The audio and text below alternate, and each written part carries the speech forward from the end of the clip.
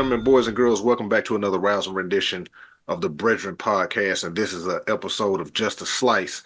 And I got my good brother, Mr. Destrin Wells of D Wells Consulting with me today. How you doing, good brother?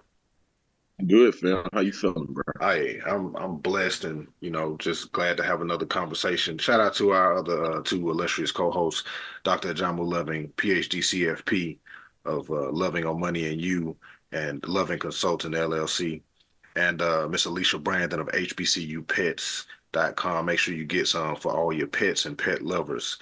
Um, but me and you were having a convo before, offline and before we started recording, and it's basically just fallen into just a slice, and it's a somewhat of a continuation of our last Brethren episode, which was the first episode of the year transition 2024, where we talked about various transitions. So we can definitely just keep this combo going and bring this conversation to the people that we already had, but in typical Brethren fashion, even though it's just a slice. Cheers to a Yeah, good conversation being had and gems being dropped. sir. But yeah, we were just talking about, this beginning of the year time period where a lot of companies are making a lot of drastic changes. And we talked about transitions. We talked about, people transitioning from jobs, transitions in relationships, transitions in life, period, and whether it stops or whether, and how we view transitions, how we catalog them. And, like I said, offline, we were having this conversation about companies' transitions right now, where, fat's got to be trimmed. We're talking about UPS, just last year made, a deal where they were paying drivers and all of their workers more across the board, from part-time workers to full-time workers and their drivers. And then now they just announced today they're going to cut 12,000 people. Walmart, in a reverse move, just said they're going to raise their pay for all of their store managers, while all of them are making six figures. Um, and it's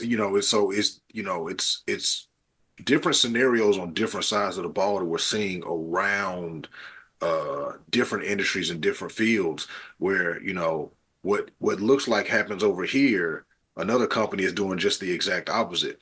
But the point that I was about to make before we hit record, which it just got triggered again, was um, being able to kind of, like we said in another episode, seeing the writing on the wall, Yeah. um, and being able to prepare for it. Um, but I'm gonna toss it to you, um, and just kind of, bring your thoughts from what we were Yeah. previously talking about it to the table. I think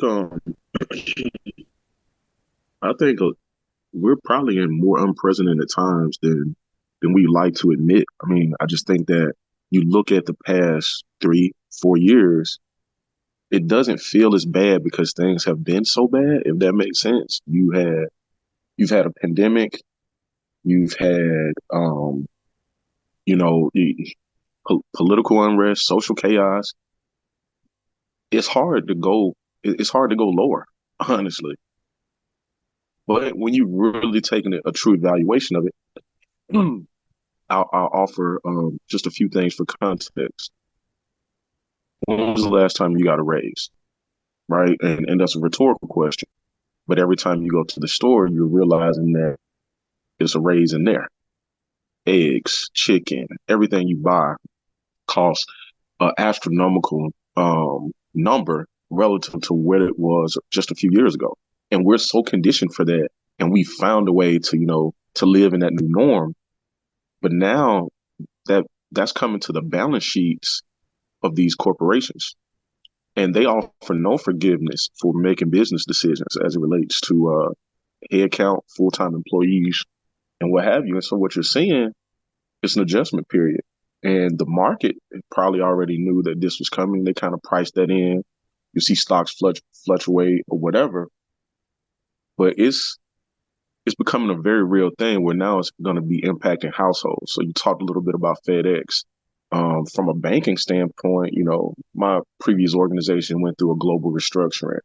You look on the news, City is talking about, 20, 30,000 jobs potentially being eliminated you put all that on the surface of a evolving environment where technology is also eliminating people out of the workspace. That's a scary time.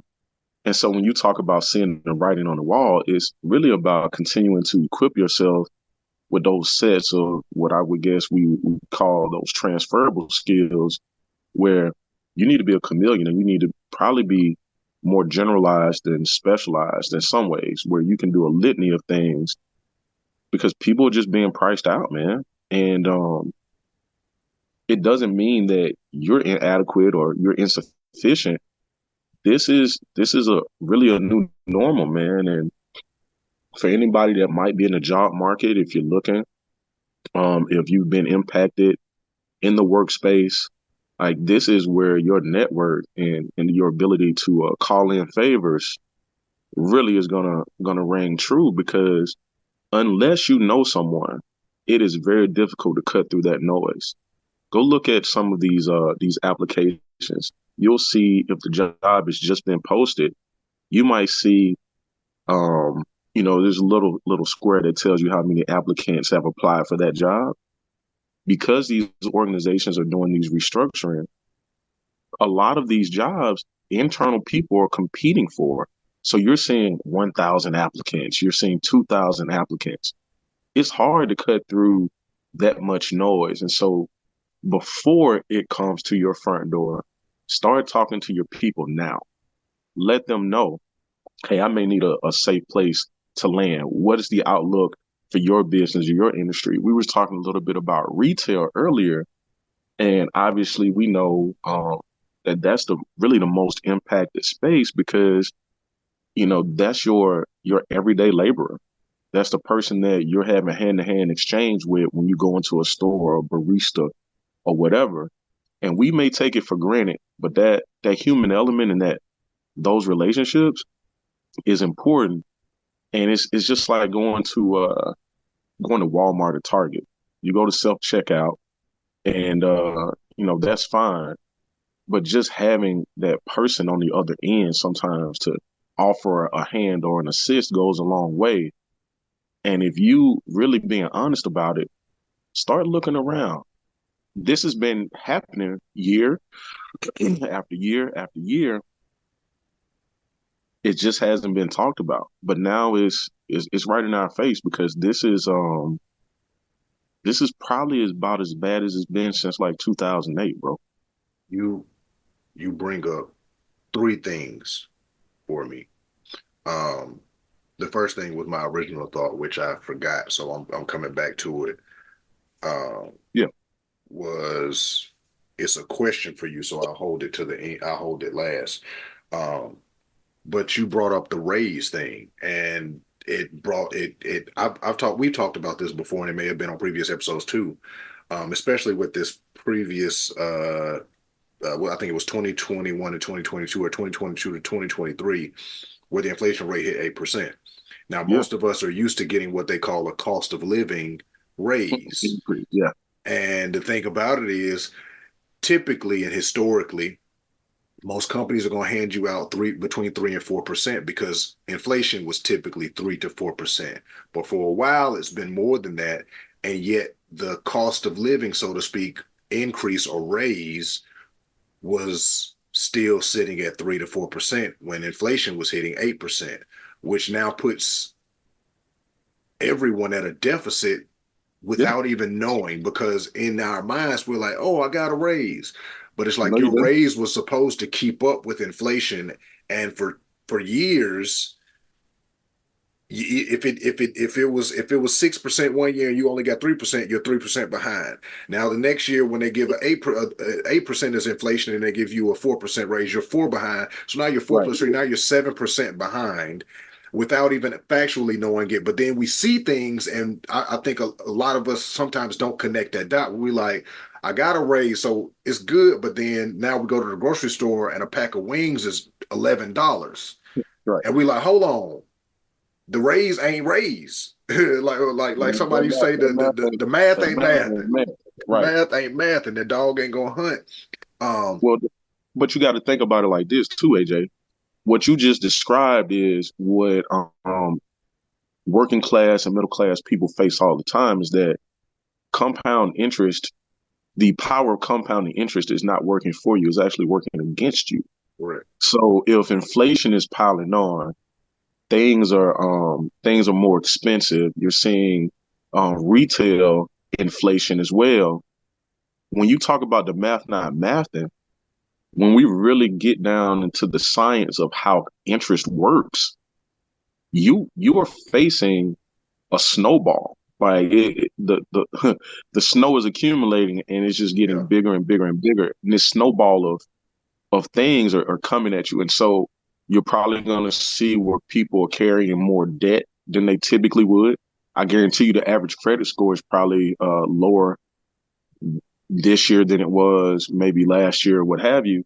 But what you also will notice is something that's very, very keen and unique about situations where people enter into like any type of crisis. Pay attention to the same people, the same companies, the same entities that were investing in 2008, 2012, 2016.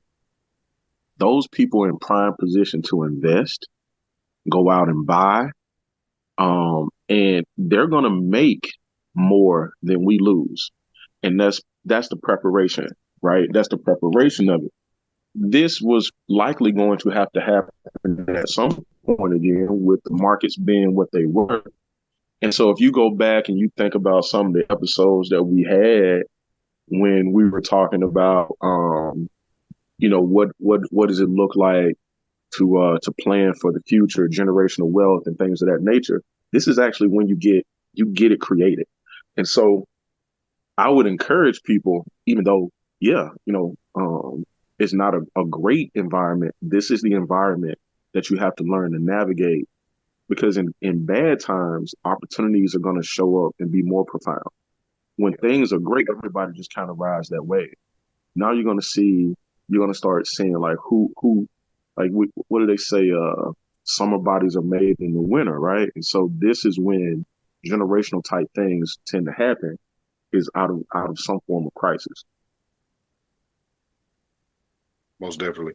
Um, and I pulled up Market Watch article on Market Watch. Uh, Americans are carrying record household debt in the 2024. Household debt in Yep. the U.S. grew by 800 million from 2022 to 2023, including a 16.6% growth in credit card debt. U.S. household debt reached a record high of $17.3 trillion, according to data from the Federal Reserve Bank of New York. So, Yeah, I'm not yeah, I'm not I'm not shocked. I'm not shocked by that at all. And especially like end of year spending, you know, the days of a savings club and putting something on layaway, that's done. You're swiping that card and you're dealing with it later. And the the the thing that's attached to that type of debt is also the interest yeah. that comes with it. But And I've also noticed like almost everybody at this point now offers this interest-free period.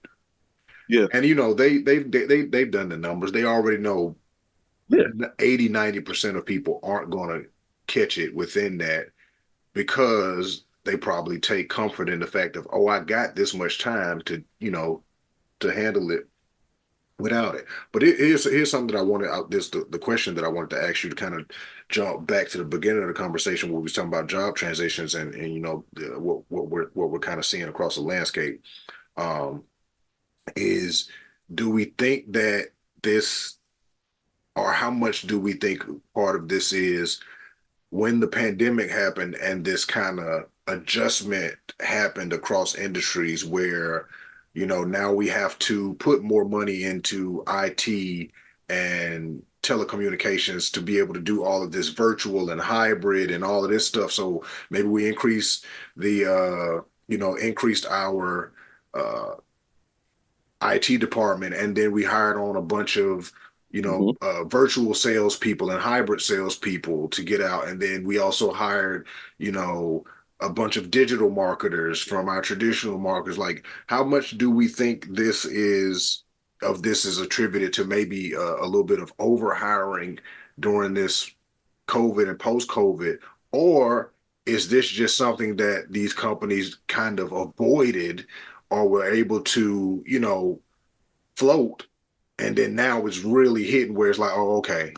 Because if we're $17.3 trillion in debt as the Right. American households, these companies have definitely got, Well, because like you said, all of this stuff is, transactional. it's very much transactional. I think I can approach your question in two ways. One, I'll try to be as optimistic as I can be, and then I'm gonna have to be as real as I can. The part of me that's optimistic says that we have to figure out as a society what work looks like going forward for us because you cannot peel this back, right? So for 2 years, people have been able to do what they need to do from the privacy of their home, from anywhere in the world, and suddenly an organization wants to convince its workers that they have to come to the building in order to do it. That that way of working is probably behind us. So we're going to have to find a way to be more of a hybrid society, which I think that most organizations will do. But now that comes at a premium. I am occupying office space that I have to pay for, insurance, benefits, so on and so forth. Again, the optimism in me says like, man, what a great working environment. I'm going to have this work life balance and this flexibility. Well, here's the realism. If I'm running a company, I now say, you know what? I could probably get by with 6 employees instead of 10 because you're a lot of companies are mature businesses now. They're no longer in growth mode. They're just looking to retain or maintain. When you're in growth mode, you're willing to spend in a different way, right? So take a look at your any of you take a look at the businesses that you work for. Are you in growth mode or are they looking to just manage and maintain what they have? If To the know people answer at is the HR. latter, exactly. If the answer is the latter, you're probably going to see a reduction in the resources that you're putting into that business. And man, you was talking about it earlier. It typically happens where it starts with the folks that sell. They're typically one of the larger expenses, and when commissions are not coming in, revenues are going out. Companies make those types of business decisions. Um, but I do think the way that we do work going forward, it has to evolve and it has to change. And I don't know if certain industries or employers have come to the realization that they are now competing.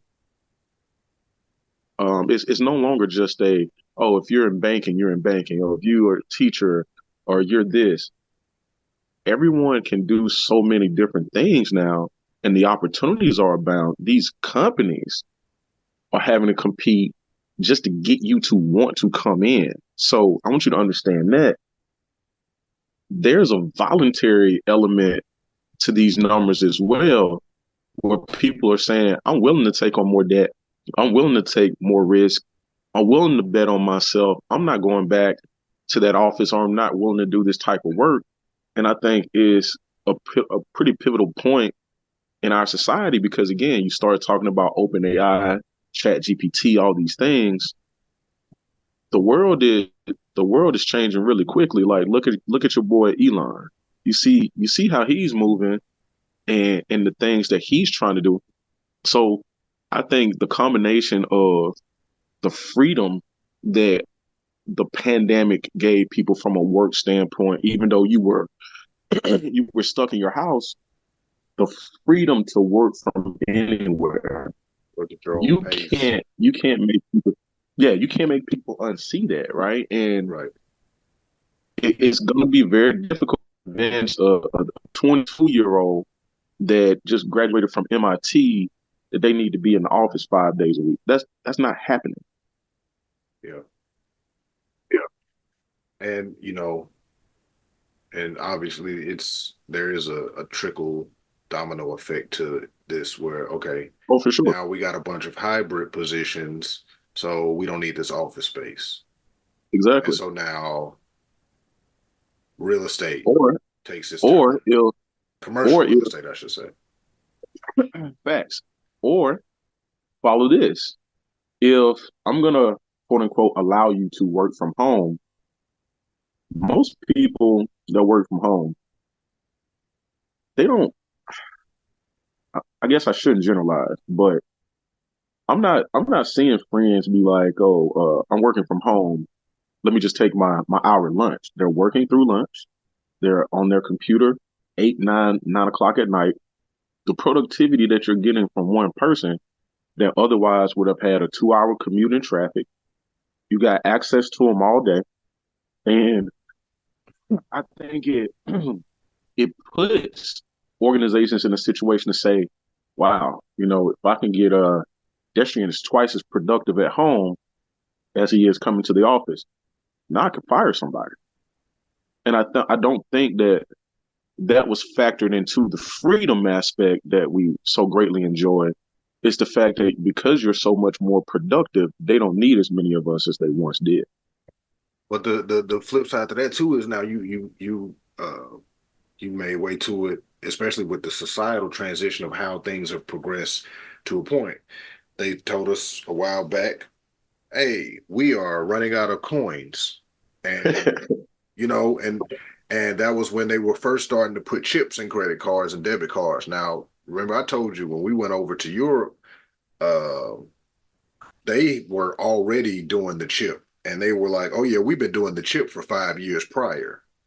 So they, at that point, by the time we were being introduced to it as this new thing, we had already in France, they were already like, oh, okay, we did that 10 years ago before y'all.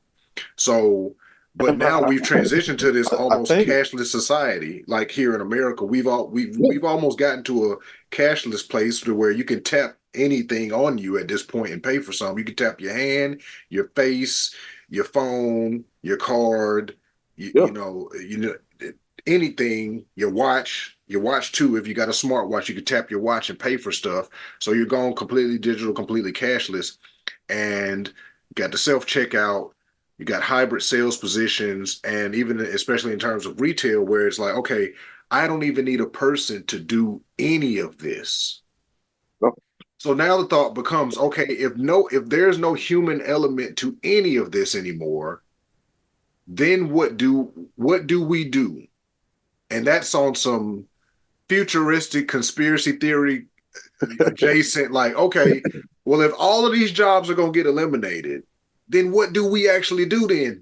Do we become, I don't know, I don't like, we're like, that no one has to work anymore and we just all kicking it while AI and robots do everything for us, like in Minority Report or I Am Robot or something like, or But what, like, because then it's like, okay, the old guard who is, who've been running these corporations for years, that same lineage and all of that stuff, they just they got money that they don't even know what to do with.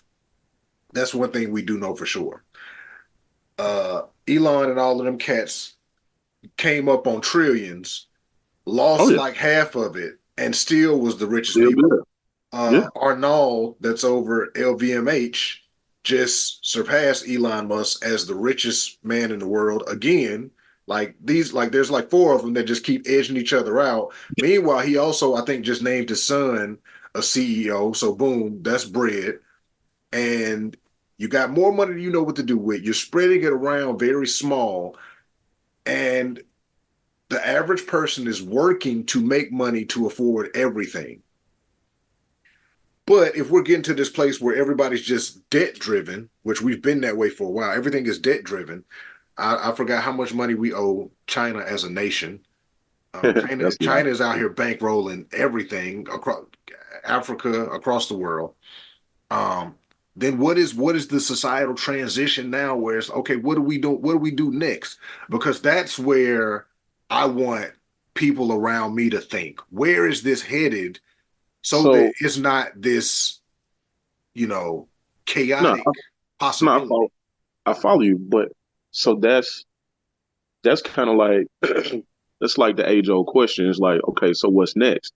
But what's next is you got to be curious enough to want to figure it out, right? So a lot of us are just waiting for shit to happen to us, Figured or it out.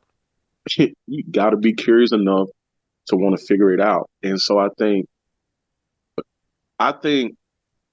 what you're going to see, let's call it in the next, I don't know, 18 to 24 months, you'll see that the value that we place on relationships, like the human equity, Hmm. has to drastically shift and change, like the way that we place value on those things, because we've been so disconnected, based on, again, you got a global pandemic, um everybody work from home, you got remote this, telecommute, you do this, you do that. You've been so disconnected. When things like this start happening, like where there's a, I call it consolidation, this is really consolidation. And it matters who you know when things consolidate. When everything is great, you don't place the emphasis or the urgency on relationships that you're going to see people place on relationships, because what's the movie, Leave the World Behind? Hmm. You saw the emphasis that was starting to be placed on just knowing someone, or the person that you would walk past and not speak to is now the person that you need to help you. They're not putting shit like this in these movies for no reason.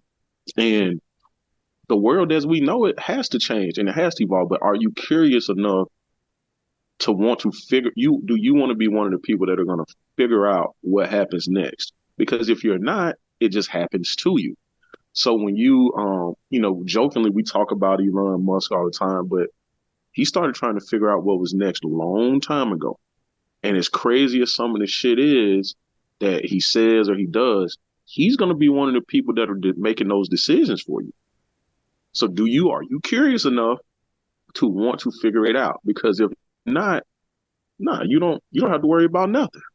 You ain't got Trust me, you ain't But got you to know, worry about nothing. we It's all say gonna happen to you. it often where, a vast majority of people would rather be told what to do Yeah, than, knowing what to do. But man. There's a we can. there's a line, bro, on this. You may remember this movie. It's like a folk classic, Snow on the Bluff. Man, this guy said either you're gonna do it or it's gonna get done to your ass. And you basically got those choices. Like you can decide to be a person that does, or it's gonna get done to you. And so when you talk about being around people that are trying to figure it out, trying to see what's next, the fact that you pose that question, and it's a serious question for consideration at this juncture, where you have to go, well, could we be obsolete, bro? It's just like it's somebody in business. If you're not waking up trying to put yourself out of business every day, somebody else is doing it.